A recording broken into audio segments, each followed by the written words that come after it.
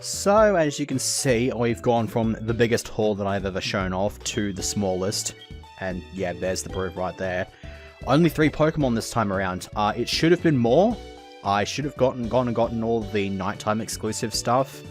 But by the time I realized I needed to go and do that, I was already in bed and half asleep. So I basically just decided, nah, I'm not getting the fuck back up. I'm just going to put it off for another night, I guess. So instead, we just have these 3 Pokemon here. These are all Pastoral Sound Pokemon, and the reason there are not more of them is because most of the Pastoral Sound stuff I already have. They were just encounterable in regular encounter tables in later areas. Like, an example of this is in Route 29. The Pastoral Sound stuff there is just Plusle and Minun. They're in the regular encounter tables on Route 36, so there's no reason to have Pastoral Sound there, which is a bit stupid. So all we have is this from Route 46, this from Slowpoke Well, and this from the Burn Tower, and that's about it. Most of the Pastoral Sound stuff that I came across is just stuff that's usually quite rare, and you just have an opportunity to make them a bit more common, and that's about it. That's really all that it is. So that's really about all that I can say. Okay, so now that that's out of the way, I am going to start this segment with by going to collect something from New Barktown. That's why I've started here at Cherry Grove City. I'm just heading on my way back. I needed to show off the haul, of course, and there's no way I could do that from New Barktown. So I've got to go over here. I've got a Togepi here, and I've got this Ditto. This is the Ditto that I dropped off earlier in the playthrough to be the the egg breeding one. And so if you lead with the Togepi, you can't just have it in the party. You have to lead with it. And you show this to Professor Elm, and as you probably already are aware of this, but he gives you an Everstone. To those who don't know what an Everstone does, Elm explains it right there. A Pokemon holding an Everstone will not ever evolve. Its only real purpose in this regard, however, is, it's only got 2 real uses. 1, you don't have to press B every time it gains a level, and 2, you can just fit it onto something like Graveler, trade it over to your friend who really wants a Golem, and then just sort of prank them like that and be like, lol, nope, you're not getting a Golem. And just sort of pissing them off like that. Aside from that, it's very, very pointless. At least that's in regards to the ability that you actually already know what it does and that it's well known for. It has another use, however, which is not ever actually stated in the games, I don't believe. So you'd have to get it from a guide or from word of mouth or something like that, or just by looking it up. And that other use is that if you give it to a Pokemon and then you put it in the daycare center and you breed babies with it, that Everstone holder's nature will be passed down onto the babies. I'm not sure what the percentage rate of it is in 4th generation.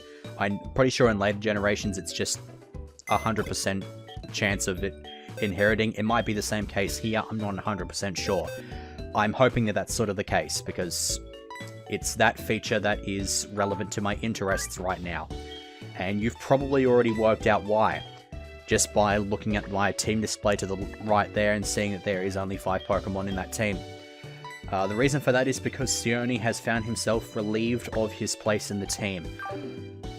Simply because his gimmick was really good in theory, but did not work in the absolute slightest in... Well, not so much in the absolute slightest, but didn't work anywhere near as well as it should have in practice. The reason for that is because the whole idea was to just give it a metronome and then just use rollout, defense call-up, just to sort of tank hits, and then just start throwing rollouts at everything and destroying things. It's capable of doing that, but the problem, however, is that it continually finds itself being outsped by stuff, and as a result, those Pokemon that outspeed it perform some kind of disruption on it, which prevents me from actually doing this combo. Whether that just be through a status, knocking it out in one hit, or just basically just saying, no, sorry, you can't set this up. And it's pissed me off to absolutely no end, and while I probably might be giving up on it a bit too easily, it would probably do a lot better if I evolved it into a Donphan, but I honestly have no real reason to believe that it is going to be worth it. I like to have something that once it's actually caught up to the rest of the team, can just go out there and start wrecking some house. That's why I've gone with a different option. I have it in the party at the moment. Yeah, it's the Rotom.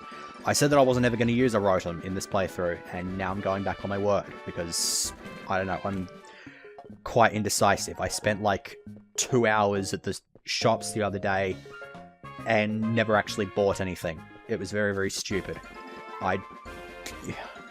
Like, to be fair, I was trying to save some money because I needed to get a whole bunch of bonus XP up for doing my Slayer this weekend, because it's double XP this weekend. We don't need that. But what we do need, though, is to grab the Everstone, give it to Ditto, and then we go ahead and drop this off, and then we drop the Rotom off. And then we're just going to sort of sit back and let them make an egg. So to finish off explaining, double XP is this weekend in RuneScape, and I'm going to go for I'm going to get as much Slayer XP as I possibly can. So that's the reason for that sort of thing. Anyways, I'm going to go ahead and cut the segment now, and I will return once I have a decent Rotom egg, or at least decent to my requirements, I guess. Okay, so that did not take very long at all after I remembered I had a Slugma on my PC. Yeah, Slugma is very, very good to use if you're hatching eggs and stuff like that. Basically just anything with Flame Body or Magma Armor. I believe Slugma actually gets both, so regardless of which ability that you get, you're going to get some much faster hatched eggs. So, Rotom. I don't have a nickname for this thing yet. I will come up with one maybe later on, but I don't have it yet. That, and if I nickname this thing and find out it's not really suited to what I need for it, then it's going to suck anyways. Okay, yeah, it's not actually a 100% chance of passing the nature down, because that is not the nature that I am after for it in the absolute slightest. This thing is going to be released immediately. Yes, I am that kind of an arsehole. I'm going to be releasing this Rotom immediately. That's really depressing, actually. I was kind of hoping I'd get a hasty. If I wasn't going to get a hasty, then I was hoping I'd get something that's actually decent. Brave is completely and utterly no. It's horrid. It's horrendous. It's not happening. So, what we now need to do is we need to go back to this box here, grab this thing out. Sorry, mate. You're going back in, and you're rooting a pile of pink blob or whatever again. Sorry. No, I'm not running into random wild stuff. I feel like it might not be a bad idea to grab like 2 or 3 eggs. Ugh. That's gonna be really, really bad. Okay, gonna cut again. At least this time the eggs aren't gonna take quite as long to hatch because I've got the Slugma on me, but yeah, I get the feeling this is probably going to be very tedious. Let it be stated here, these two take way too goddamn long to make eggs. I've been sitting here for the better part of maybe 5 minutes, and I've only gotten 2 eggs out of it. And this is sped up, running up and down Goldenrod City in a bicycle. So, it's very, very stupid. So we have a hasty, and we have a modest. Damn. Alright. Let's see. This is... Yeah, looks like we're going with the modest nature. I was actually subconsciously sort of expecting to get a modest nature out of that for some reason. I sort of thought about, okay, what if I just ended up getting one of that, like, nature or whatever. Turns out that that's actually the case. So, I'm not going to complain too much about it, though. It means I don't have to breed any more eggs. And I now have the Rotom that I was going for. Now, this thing needs to go back into its little spot in here. Is the level now 27 one, right? Okay, here it is. This one, whatever, you can just sort of sit in there. And then I can do that, and I can do that, and I can do that. And then I can put the Slugma away as well. That can go in here. I believe it is somewhere here, 218, 220, yep, that's about right. And then lastly, I can go ahead and grab Dratini, put it in there, and then I can show that off. Hooray! So we now have this Rotom on the team. It's going to be Very, very useless for right now. Let me have a look at its moveset, actually. Thunder Wave. Jesus Christ, that's actually a freaking decent move pool to have at level 1. I see no reason to complain about that. It'll have a bit of speed on it. It'll be able to do power fusion and double team and stuff like that. Not that I'm going to really have it in this form for the entirety of the time. And as a matter of fact, I might as well change its form right now, since I kind of just feel like it. I'm going to go with the one that makes the least amount of sense. And this is not in regards to type things, it just makes the least amount of sense in general, because no one in their right mind would ever freaking use Fan Rotom. But I'm going to do it now, because it gets Air Slash, so we're going to get rid of Double Team. And so now it has access to Air Slash! And then, if we have a look at it, it now has Motor Drive instead of Levitate. It's also Electric Flying now. It's inherited the type layout that it got from Generation 5 onwards. I think it used to just be... I think they were all just Electric Ghost, or like another type Ghost, or something like that. But now they're just Electric plus whatever subtype is relevant to the apparatus that they're occupying. So in this case, we've got a Fan Form Rotom. It is no longer useless because it gets the nice little plus speed there. So I'm quite happy with that. We can go ahead and talk to this thing. What does this book say?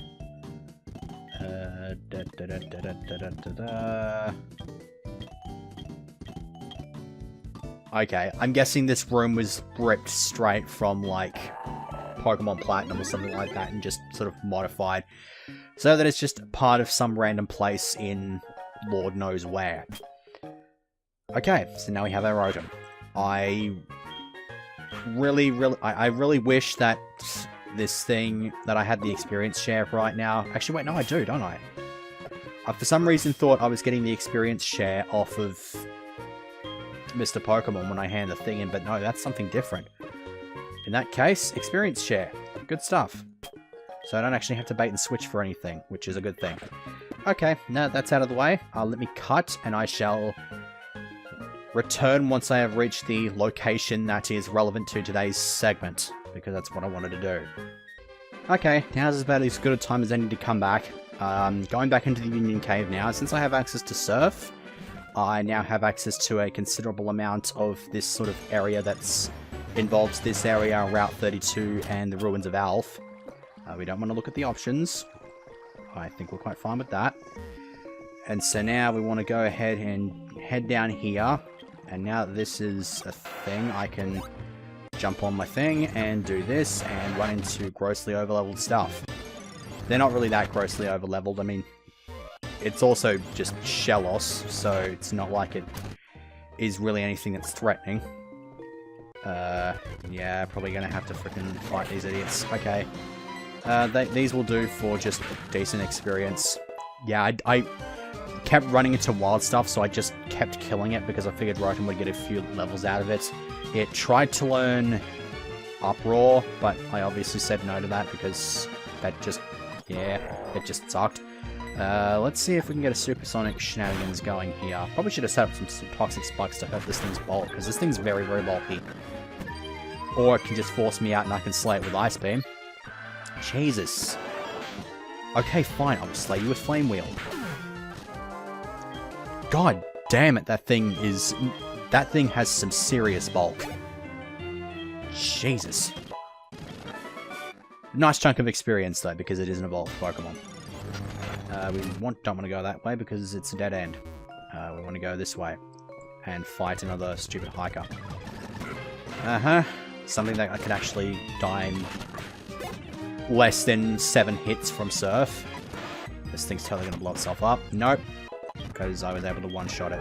I kind of forgot that Sturdy does not work the way it does nowadays. It only protects from actual one-hit kill moves like the Sheer Colds and the Guillotines and that sort of stuff.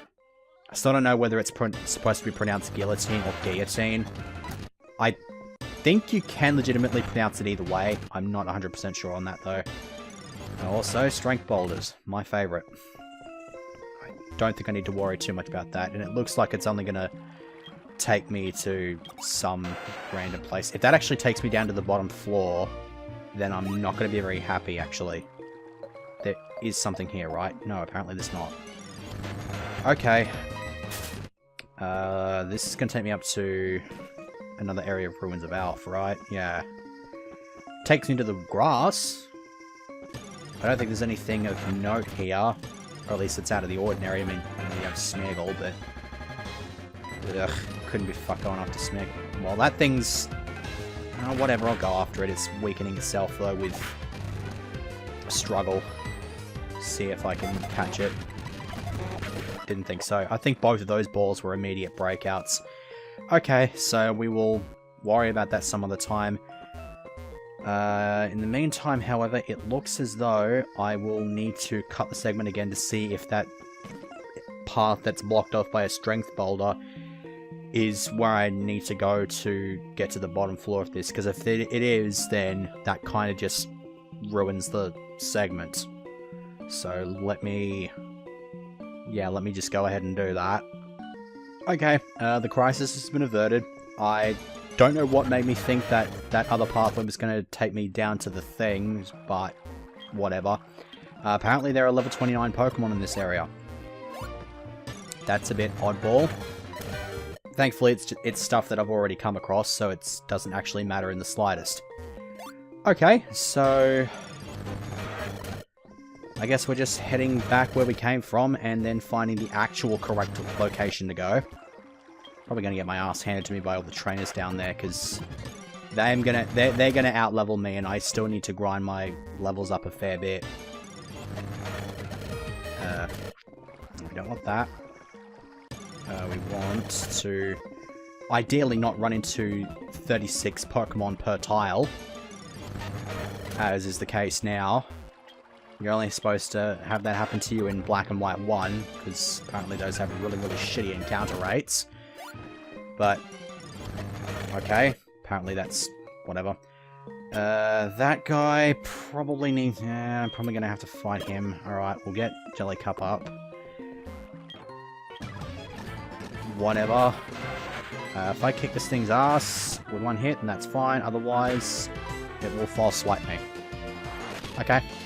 I was expecting a Bone Meringue or some other kind of ground move to one-shot me, but that's just not the case, apparently. Let me go ahead and put this thing to sleep. Go into Kaiser. And then Dragon Rage this thing into the middle of next week. And it just disables me, because it feels that like it has the right to piss me off like that. Well, screw you too, then. Bullet Seed. Murder your shit. Double Team. I got rid of that for Air Slash, so I obviously don't want it. And so we want to go down here, fight this other asshole as well. Just to get all of the annoyance. I'll go Talia. I'm expecting this thing to use physical moves. Freeze hacks! All of the beauty. And unlike all the times that it happens with Jish, this thing does not actually defrost immediately. Indeed. I've been getting a lot of cash stack, actually, from these people. So I guess I have no real reason to complain. Okay, so now we're down in the bottom floor. The reason I wanted to go down the bottom floor for this segment is because today is Friday. And if you have a decent level of knowledge about this game, you will know that there is something of value down here on Fridays. There is also Kangaskhan down here. I will make some kind of an attempt to catch this thing. So let's go ahead and throw a save state. Okay, bye. That kind of sucked, but whatever. Getting a quick attack. Another quick attack. Apparently another quick attack. Can I get in the red, please? Thank you. Yeah, I'm kind of losing my Pokemon here. It probably was not a good idea to try to catch this Kangaskhan. But I got it on the first ball anyway.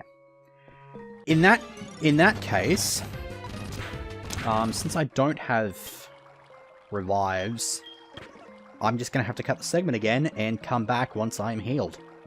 It's going to require a lot of backtracking. Fan-fucking-tastic. I'll be back later.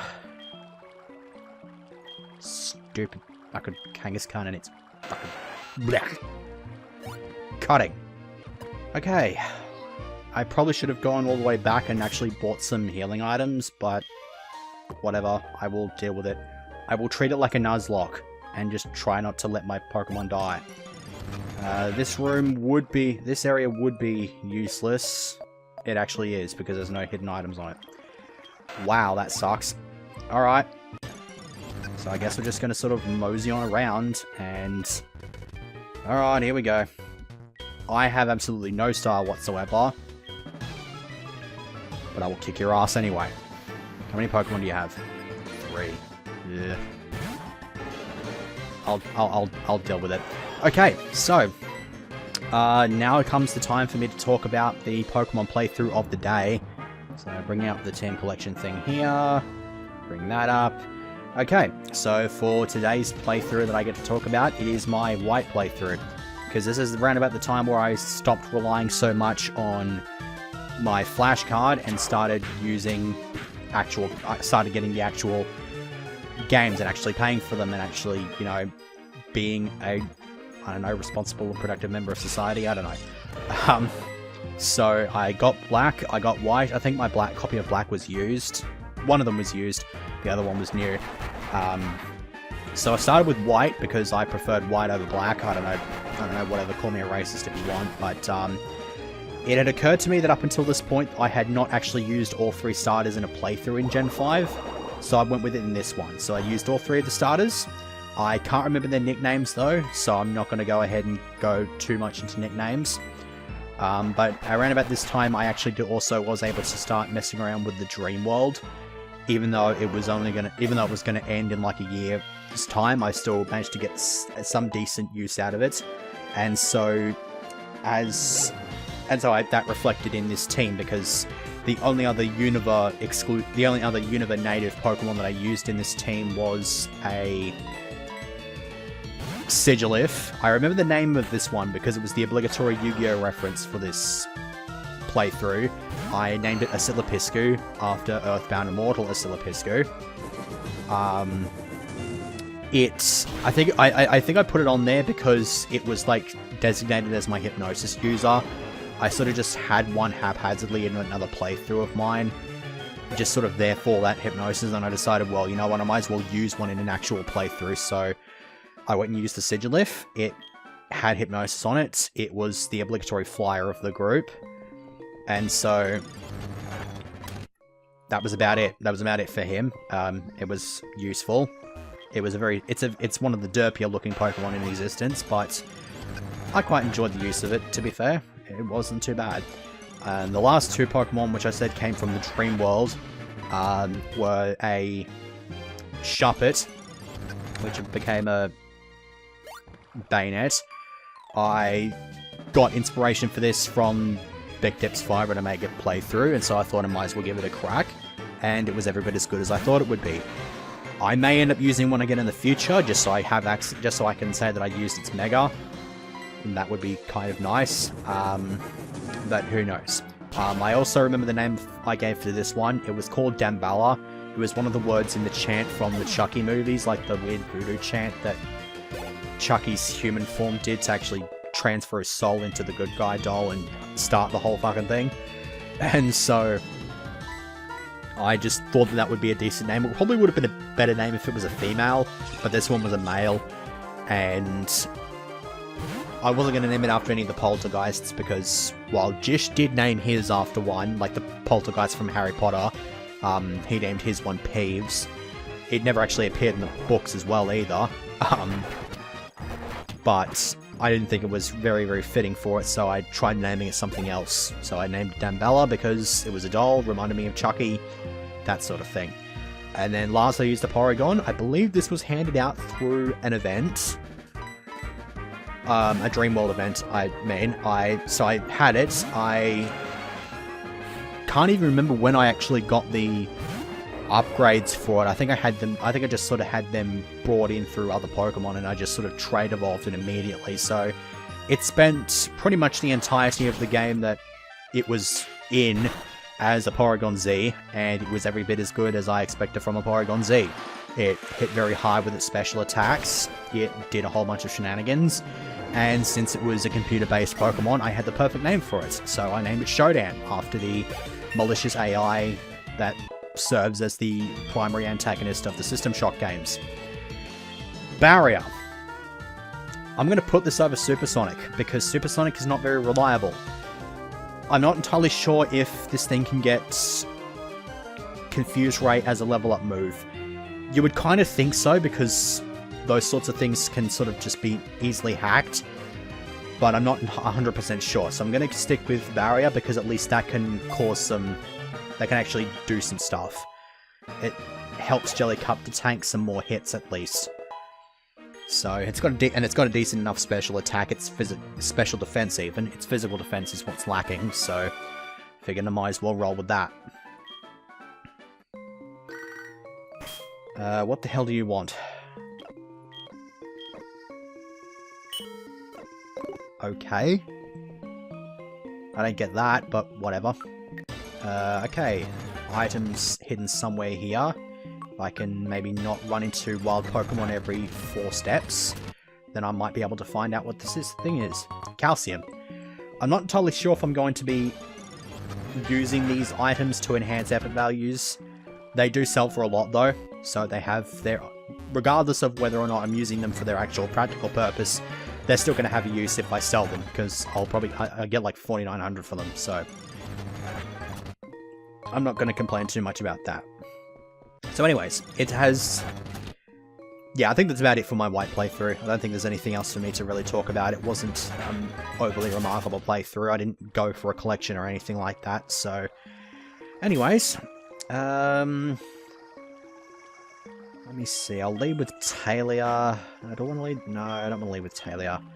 The shitty part is I don't know what this person's going to lead with, and I'm fully expecting her to have another set of starters, because the other 2 trainers in here had the Kanto and Hoenn starters, so I'm expecting her to... I'm thinking Sinnoh starters for this one. So what I will go ahead and do is I will lead with Jellycup, because that seems like a good shout. And we'll see what set of starters she's got. Sinnoh starters, and she's got Monferno. Okay, so here... Torment can be kind of obnoxious here, because I can't just keep spamming Surf. But I can put up a barrier, so I don't take quite as much physical damage now. Barrier is actually the plus defense.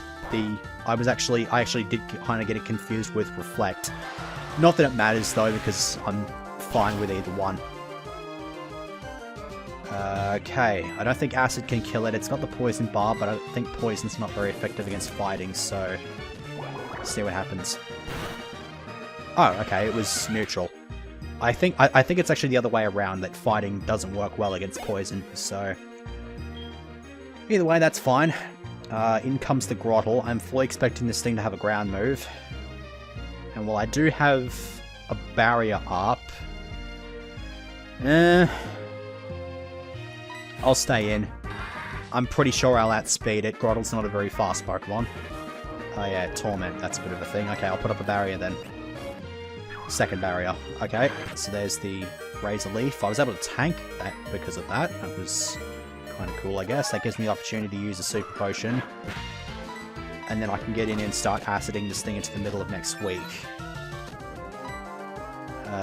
Yeah, that's a bit of an obnoxious thing, isn't it? Okay, I'll set up Toxic Spikes, because that Torment is still being a bit obnoxious.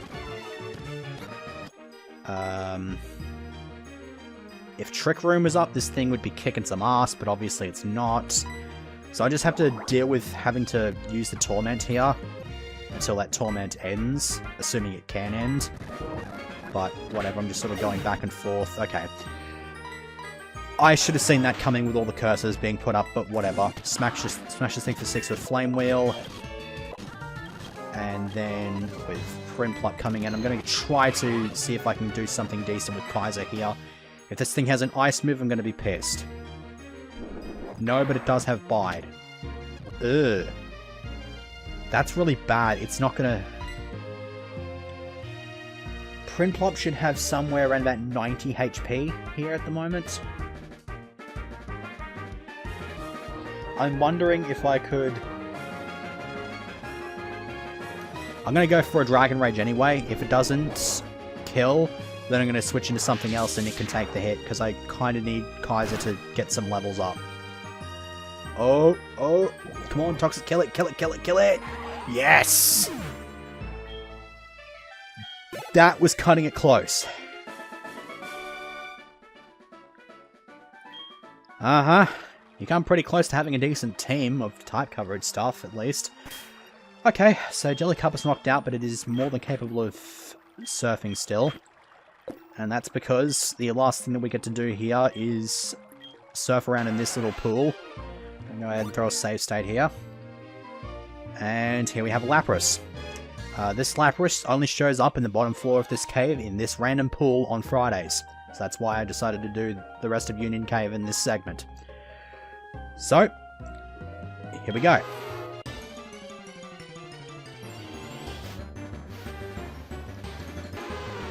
It is male, which I suppose is kind of nice. Okay, I'm expecting this thing... Okay, well, so much for dropping its speed, because it's got a priority move there. Fuck off, phone! God damn it. It keeps telling me shit. Probably just some kind of... Just probably just uploaded a stream of some variety. Okay, so I want to try to get this thing's speed down a bit so that I can outspeed it with anything on my team coming in. Go in with Floofin to get some damage in. Okay. No, I didn't. Damn it, I did not want Tail Whip. Now I've got a save state because a quick attack kills it. Which it doesn't, thankfully. The next thing I need to do now is... I'm going to try to throw balls at it now, because if I try to switch in and it uses Ice Shard, then Kaiser and Trap Tricks, I don't think either of them will survive it. Especially if Lapras goes for back-to-back Ice Shards on Trap Tricks. She just won't be able to tank it. Okay, that was immediately Breakout. Immediately Breakout. Okay, now that's done. Trap Tricks can come in, put it to sleep. And then this should make things a bit easier. And it goes into the first ball since I put it to sleep. Excellent. So there is Lapras Court. I don't know if you can encounter it anywhere else, and that you... If that's the case, then you obviously don't need it here, but I do believe that's about it for Union Cave, because the only other exits are taking you out to Ruins of Alph. One of those is blocked off by Strength, which I can't get because of those obnoxious assholes blocking your way.